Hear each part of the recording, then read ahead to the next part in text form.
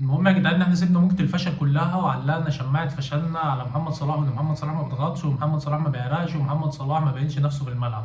هجوم مبالغ فيه طبعا من الناس ليها في الكوره والناس مالهاش في الكوره، وكله طالع يهاجم محمد صلاح وكله عايز يركب الترند وكله عايز يتشهر وكله عايز يطلع يقول انا ايه، انا اللي بفهم، وانا محمد صلاح ده اصلا ما بيلعبش، ومحمد صلاح مش همه على المنتخب، ومحمد صلاح اصلا مش عايز يكسب مع المنتخب، ومحمد صلاح ما بيتعبش مع المنتخب وما بيعرقش مع المنتخب. وصلت ان واحده طالعه عماله تعيط وزعلانه قوي على المنتخب، وان محمد صلاح ما بيتعبش وهو اللي خرجنا من البطوله، ومحمد صلاح هو اللي عمل كل ده فينا يا عيني. فانا بجد يا جدعان وصلنا للدرجه دي، يعني الواحد حزين جدا. يعني احنا سيبنا يا جدعان ان احنا فاشلين في كل حاجه، ومسكنا ان محمد صلاح ما بيضغطش. يا جدعان محمد صلاح هو دي طريقه لعبه. يعني الناس اللي طلعت عشان تقارن محمد صلاح بساديو ماني، يا عم انا معاك ان ساديو ماني بيهين نفسه في الملعب، وساديو ماني بيخش يخبط ويضرب وبيستحوذ على الكره وبيبني لعب وكل الكلام ده، انا معاك فيه ومتفق معاك فيه مليون في الميه. دي طريقه لعب ساديو ماني وده اسلوب ساديو ماني من ايام ما كان في الليفر ومحمد صلاح كان في الليفر. الاثنين اسلوبهم غير بعض تماما. محمد صلاح يقدر ان هو يتحرك لك في مساحه، يقدر ان هو يعدي لك واحد على واحد كل فين وفين، كل الكلام ده محمد صلاح هو بيعمله، وبيقدر ان هو يسجل وفعال جدا على المرمى.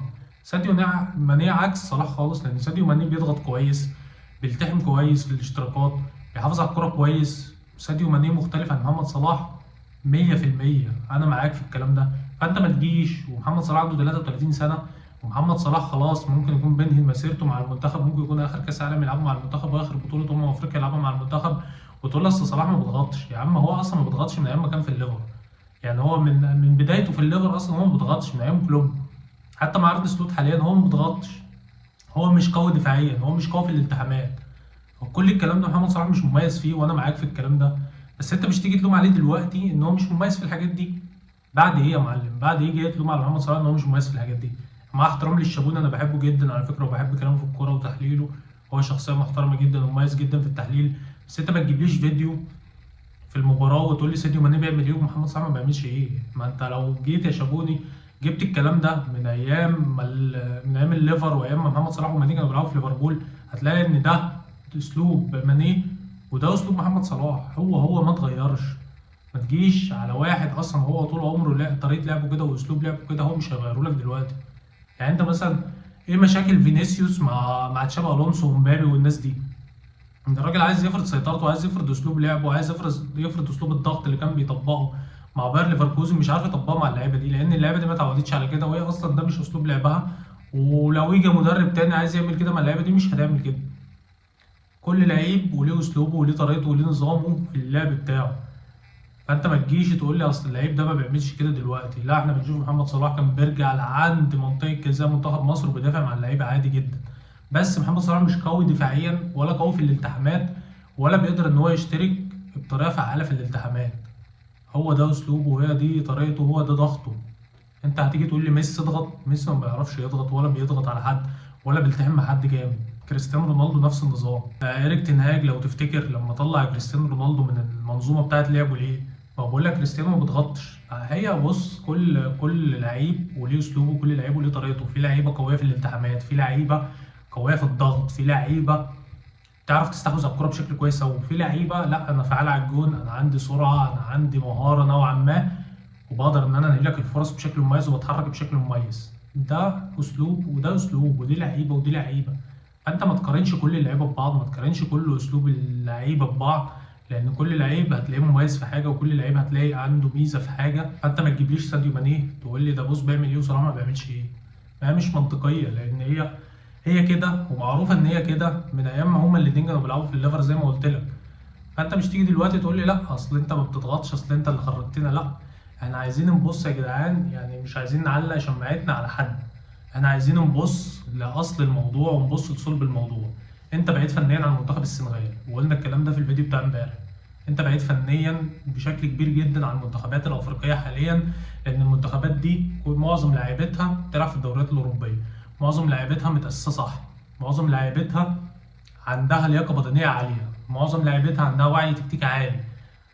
حتى المدربين اللي هم بيتدربوا تحت قيادتهم بره وجوه هتلاقيهم متأسسين كويس ودارسين كوره كويس، وهتلاقي عندهم النمط وعندهم الاسلوب وعندهم كل الكلام ده. انت للاسف لا عندك لعيبه متأسسه صح، لا عندك مدربين متأسسين صح ولا دارسين صح. فعشان كده بيطلع منظرك بالشكل ده. فانت لازم تبص على اصل الموضوع، ولازم تبص على صلب الموضوع فين، ولازم تعالج من جذر الموضوع عشان تقدر تبني لعيبه وتقدر تبني منتخب قوي يقدر ينافس. هتقول لي ما احنا كسبنا بطوله الامم بلعيبه محليه. يا معلم ما تقارنش دي بدي، لان الكواليتي اياميها غير دلوقتي خالص، لان انت كان عندك طفره في اللعيبه، وكان عندك طفره في المواهب في مصر كلها، كان عندك لعيبه مميزه جدا.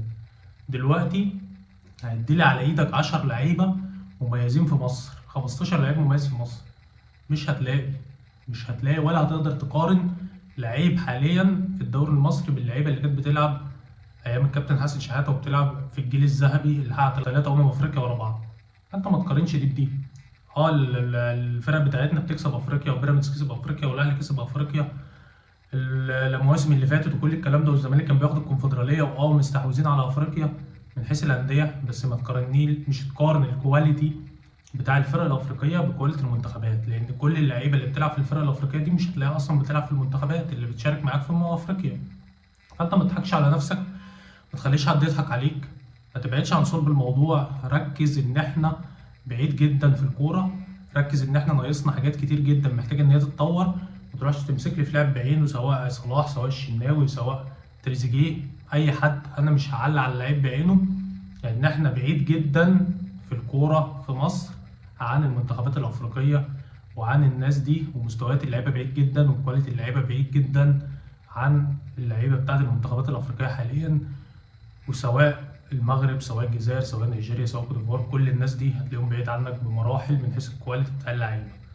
فانت ما تعلقش شماعه فشلك على لاعب او على حد معين ولا على مدرب كمان. انا ما بلومش الكابتن حسام، انا بلوم المنظومه ككل، وان يجي حد يطور المنظومه دي من جذرها، من اول قطاعات الناشئين والمدربين وانت طالع بقى لعند ما نوصل لحاجه مميزه نقدر ان احنا ننافس بعد كده بيها في افريقيا، ونقدر ان احنا نحقق حاجه كويسه من حيث المنتخب. بس هي دي كانت كل حاجه كنت عايز اقولها في الفيديو، لان شفت الهجوم الكاسح على صلاح اليومين اللي فاتوا، وان الناس مش شايلاه الليله لوحده، معرفش ليه بصراحه. وده فيديو مش دفاعا عن صلاح خالص والله، انا عايز بس الناس تبص لاصل الموضوع لجذر الموضوع. السلام عليكم.